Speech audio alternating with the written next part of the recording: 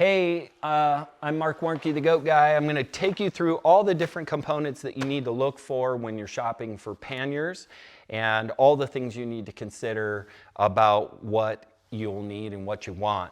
And don't forget, if you want to learn a lot about running PackGoats, I have a PackGoat 101 course, and then I have a super extensive 2-day in-person course I taught to a group of people. And we filmed it, so it's like 12 hours of me lecturing on everything you could ever want to know about PackGoats, nutrition, babies, everything.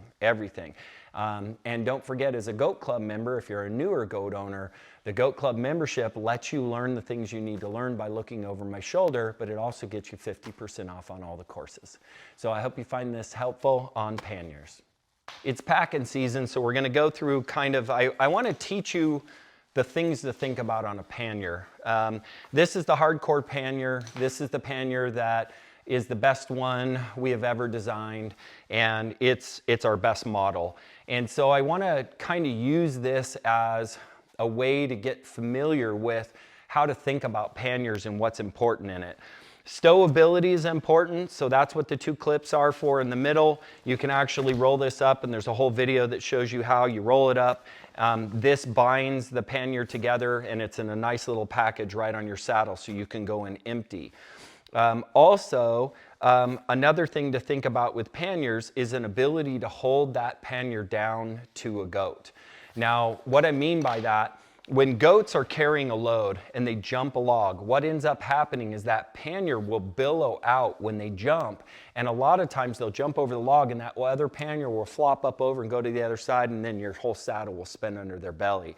This is called goat four-wheel drive. So these two little clips, and this comes in our signature series and our hardcore, and our saddles are made to fit into it. They actually, this cinch piece actually goes through and clips to the cinch, and then that way the panniers have no way to billow. And when you're going off trail, over logs, through hardcore stuff, you need what we call goat four-wheel drive, and our two top-of-the-line panniers have it. And that's a very important thing to have on a goat if you're going to do off-trail stuff.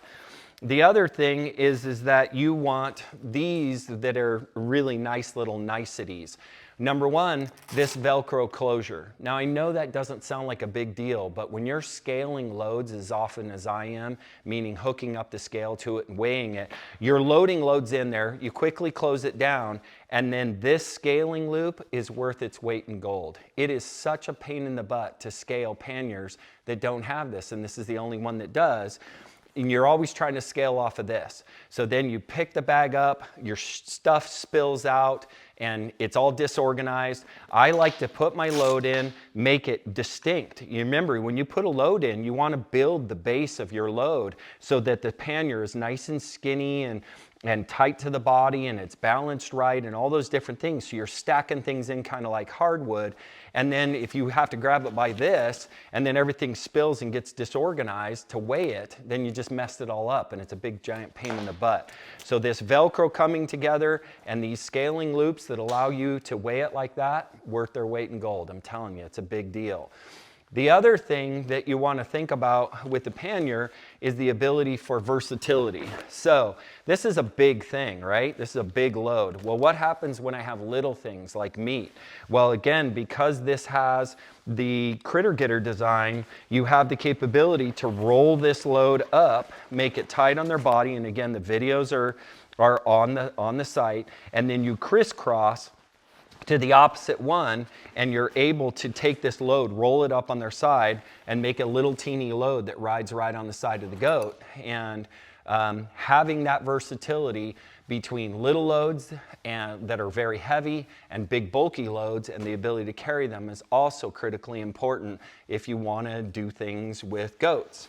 Now, the other thing that I'll remind you is that panniers that are too long, and there are lots of them out there that are too long, what ends up happening is the goat's carrying the load like this, the bottom of the pannier is below their belly, and when the bottom of the pannier is below their belly, what ends up happening when they want to jump over a log, their panniers get hooked on the log, and then they get top high centered.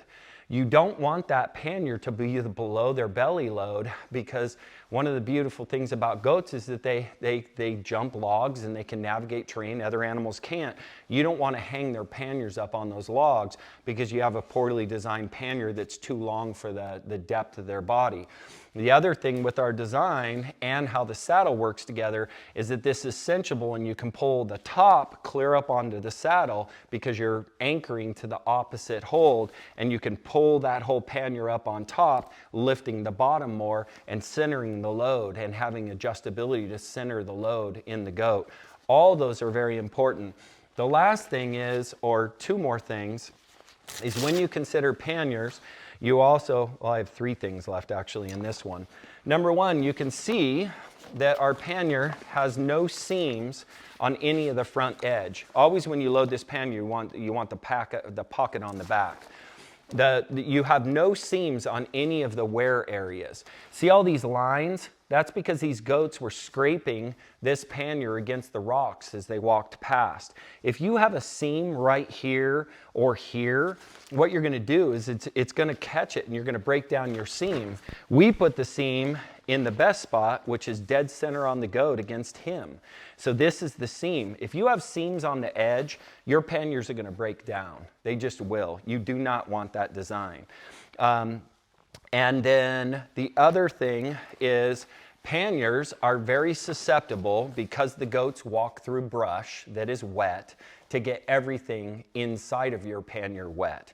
And this is the only pannier out there, the hardcore, that also has a rubber inner liner on the inside. So it's fully lined on the inside and has a rubber liner on the inside, and it does not create it to be waterproof.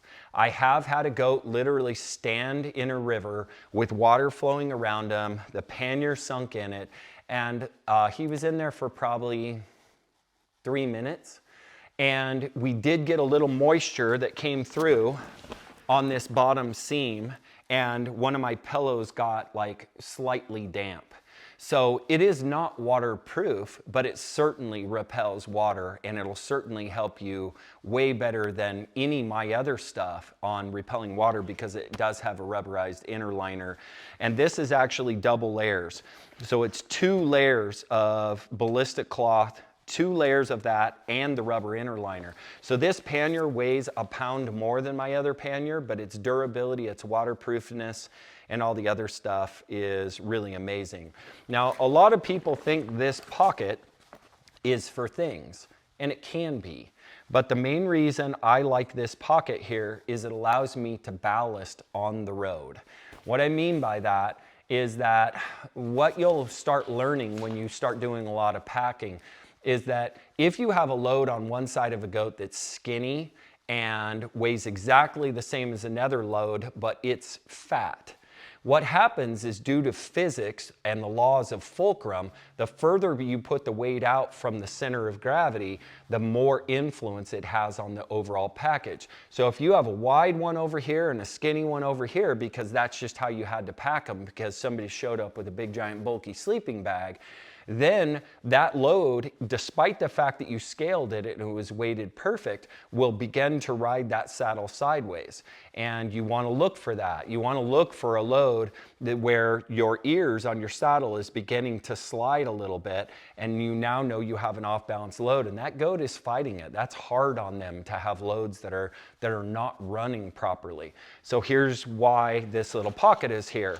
So then, on the road, without unpacking panniers and dealing with all that crap, I just quickly open a zipper, throw a rock in there, and bam, now we have a ballast. So now we've created a little more weight on the skinny side, and now that load rides nice and balanced. And usually, by the way, the size of the rock I'll put in there will be about that big, because it's usually about 2 pounds. So it's usually a 1 to 2 pound difference, and it makes all the difference in the world. At most ever, I've had to put in 3 pounds of rocks, but that's a nice thing, is you can throw some rocks in there. Now you can put things like maps and things that you would access that are light, but I don't like a lot of external pockets in panniers, because external pockets usually end up tempting to put things like food and water, but then you're pulling out of those and then you're off balancing your loads again and that sort of thing. So I use this pocket primarily for ballast. And remember, when you put this on, you want the pocket in the back. And by the way, you'll see some of my videos where I don't take the time to do that because I'm either lazy or just not paying attention. But you do always want the pocket at the back so it's not a catching point for you. Because if you had this at the front, it now becomes like a grabbing or catching point as they're going through the brush. So, is that everything? I think that's everything. So I hope you find that helpful. It is so important that you take your boys out with the right equipment. If you want to protect your equipment, you want them to perform. I really highly recommend the Hardcore or the Signature series. Our smaller roll top is great as well. It's a nice little add-on in the quiver. And then the Teton is actually quite nice for big, like cooking grates, fly rods, because it's a longer pannier, but fly rods will fit in this. Cooking grates will fit in this, but not quite as well as the Teton. So I generally take the Teton with me as well. So I hope you find that helpful. Marc Warnke, the Goat Guy, signing out.